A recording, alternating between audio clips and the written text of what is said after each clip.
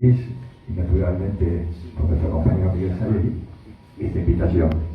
Agradezco también, por supuesto, estas palabras introductorias de yo diría compañero y correligionario en la lucha por la democracia, que es Rafael Pascual. Naturalmente a mi amigo Chicho Basile y desde ya a todos ustedes. Cuando Luis, que fue él, me invitó para participar de la presentación de este libro, además del honor que significaba, no pude menos que preguntarle, bueno, pero ¿de qué querés que hable? Entonces, él me contestó que le interesaba que yo tocara un poco el tema de la cuestión de la comunidad en la doctrina social de la Iglesia y en el pensamiento de Perón. Algo de esto vamos a decir desde ya en muy poco tiempo, porque este tema no da para un ratito, sino seguramente para un seminario. Siempre se dijo que la familia es la célula básica de la sociedad y por lo tanto también se dijo muchas veces que el municipio es la célula básica de la democracia.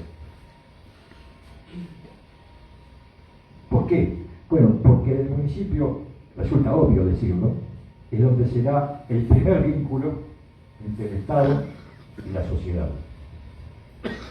Lo dijo recién Miguel en esa exposición.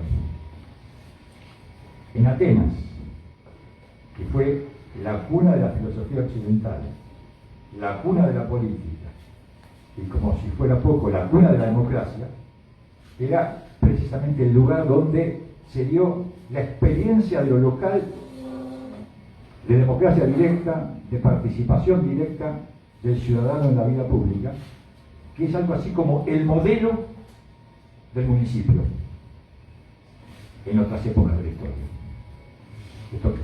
De ahí la palabra polis, precisamente, y naturalmente el tema del ágora que mencionaba.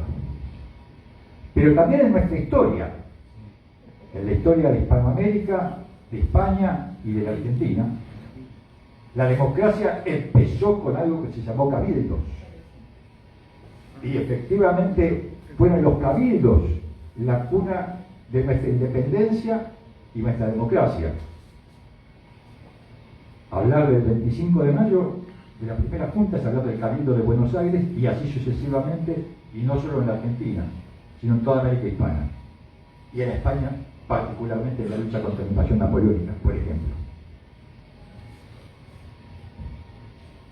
Esto hace que la idea de comunidad esté íntimamente vinculada con lo local, porque es donde nos conocemos, donde nos tratamos, donde no somos una abstracción, sino que somos efectivamente un conjunto social consciente de una situación y un destino común.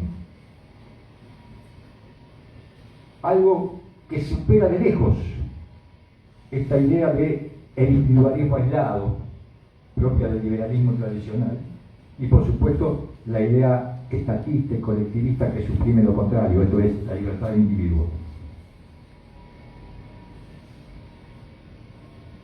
En 1949, en el Congreso Mundial de Filosofía de Mendoza, el entonces presidente Perón, en el discurso que dio origen a lo que después fue su libro maestro, Esto es la comunidad organizada, planteó precisamente esta idea de comunidad.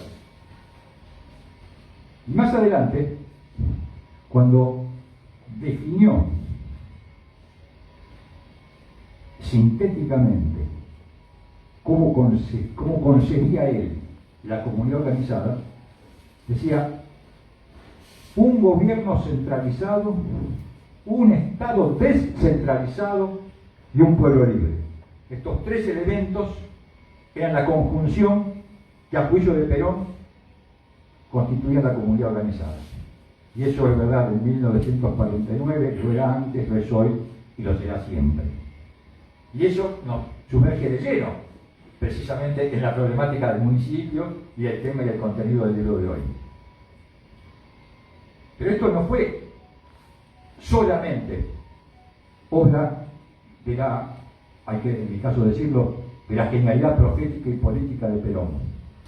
Fue, en todo caso, la traducción y la adaptación de algo que venía de mucho más atrás y que se vinculaba precisamente y principalmente con la doctrina social de la Iglesia.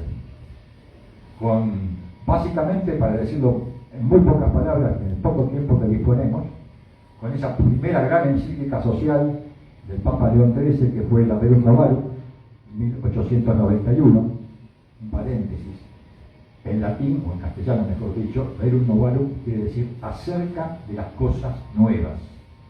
Gigantesco esfuerzo del Papa León XIII y de la Iglesia Católica de poner a la Iglesia a la altura de las circunstancias que en ese momento implicaban lo que era la segunda revolución industrial. Ahí fue donde apareció por primera vez, por ejemplo, escrita en un documento, una palabra que el peronismo hizo suya: justicia social. La primera vez que la palabra justicia social aparece escrita en un documento es en la Rerum Novarum. Obra, en este caso, la inclusión de ese término, hay que decirlo, de un sacerdote jesuita, Luigi Taparelli, que fue uno de los co-redactores de la encíclica, y que introdujo precisamente esa palabra porque él había desarrollado ese concepto en un libro anterior. 40 años después, otro papa, Pío XI, en una encíclica que precisamente se llama Cuadragésimos años, 40 años en relación a la Rerum Novarum, introduce en esta segunda gran encíclica social de la Iglesia Católica dos conceptos absolutamente fundamentales. El primero es el principio de subsidiariedad y el segundo es la idea de las asociaciones intermedias. Estos dos elementos centrales son los que confluyen en esta idea de Perón de la comunidad organizada, de un gobierno centralizado, un Estado descentralizado y un pueblo libre. El principio de subsidiariedad establecía, dicho muy rápidamente, porque esto también da para otro seminario, que en principio las instancias superiores tienen que hacer solamente aquello que no son capaces, no están en condiciones de hacer las instancias inferiores. Esto es que el Estado solamente tiene que ocuparse de aquello que la comunidad, el pueblo, no puede resolver por sí mismo, pero que a su vez, dentro del Estado, dentro de la pirámide del Estado, son primero las instituciones más próximas a la sociedad las que tienen que hacerse cargo de esos problemas. En términos de estructura constitucional de la Argentina, los municipios, las provincias, ahora habría que agregar también las regiones y la nación. Entonces, ahí, en estas dos encíclicas, está centrado el pensamiento y la idea de comunidad organizada que Perón desarrolla en el Congreso de Filosofía de Mendoza en abril de 1949, y está planteado también el centro de lo que podemos considerar la cuestión municipal. Pero la historia también evoluciona al calor de los avances técnicos, y entonces los conceptos doctrinarios van asumiendo también formas distintas a medida que se va avanzando las fuerzas productivas, los medios técnicos de la sociedad. Hoy, la gigantesca revolución de la ciencia y de la técnica que protagoniza la humanidad, que ha generado todo un proceso de horizontalización, por así decirlo, de crisis de los vértices, de incremento, por lo tanto, de la capacidad de los individuos y de las comunidades de expresarse por sí mismas, hacen que entonces aquello que en ese momento era incipiente, como la gestión local, el municipio, pase a ser algo de una enorme potencia infinitamente superior a la que tenían nuestros compatriotas de 1810 en cuanto a la capacidad de poder avanzar en la gestión de los propios problemas y de encarar su resolución. Por eso es que hay que decir que, si bien es cierto, los conceptos son distintos, son los mismos, perdón, lo cierto es que también las circunstancias son distintas, pero son distintas en el sentido de que son más propicias que antes aún para avanzar en la realización de esos objetivos. Porque hablar de esto hoy, en este mundo de lo que es, por así decirlo rápidamente, el mundo de las redes, en un momento en el cual se habla tanto, y en parte con razón, mucho con razón, de la crisis de representación política. Esto del municipio, esto de la descentralización, esto de la gestión local, habla de algo que es la profundización de la democracia, la forma de hacer una recreación de la vida democrática, de modo de que haya una relación más directa entre la política y el pueblo. Por eso es que me animaría a decir, para usar algún refrán no tan reciente, más bien un viejo refrán, aquello de que Dios escribe derechos sobre renglones torcidos. A veces pasa, y esto puede ser tal vez la situación de hoy de la Argentina, que por la crisis de lo de arriba, digamos, lo de arriba es todo, entonces cobra más importancia lo de abajo, cobra más vigor y cobra más necesidad, y hay más conciencia de esa necesidad. A mí me parece que eso es lo que está empezando a acontecer en la Argentina de esta etapa de nuestra política, de nuestra historia.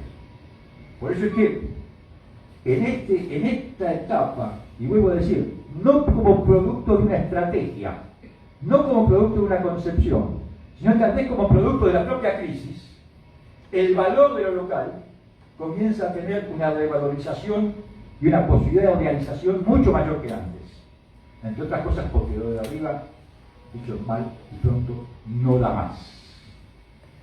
Es por eso que avanza la conciencia de lo que podemos llamar la municipalización, en el sentido de la importancia de lo local, la importancia de la participación de la sociedad, tanto del individuo como de las organizaciones sociales que son parte de ese tejido y que se expresan en primer lugar también en el municipio. Y si hay un lugar de la Argentina, y esto creo que se ha dicho, lo ha dicho Miguel muy bien, donde esa problemática se da, lo voy a decir metafóricamente, en Technicolor, o sea, a lo grande, es en la provincia de Buenos Aires. La provincia más importante de la Argentina, la provincia más poblada de la Argentina, la provincia más extensa de la Argentina, y donde es impensable gobernar desde la burocracia de la ciudad de La Plata.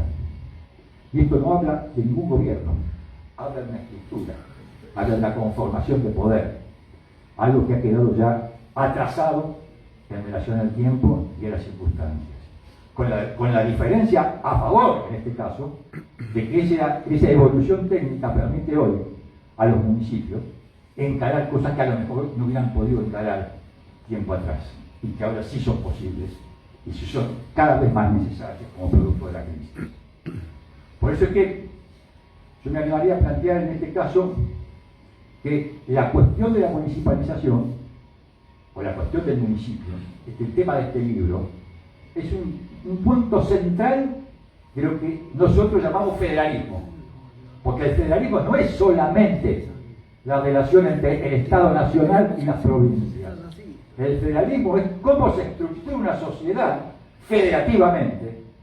Y en eso la relación que hay dentro de las provincias, entre los estados provinciales y los municipios, tienen también la misma importancia que pueden tener en el orden nacional el vínculo entre el Estado Nacional y cada una de las regiones o provincias que componen la Argentina. Creo que desde ese punto de vista, la aparición de este libro, además de la precisión de su contenido, tiene la virtud de la oportunidad de su aparición.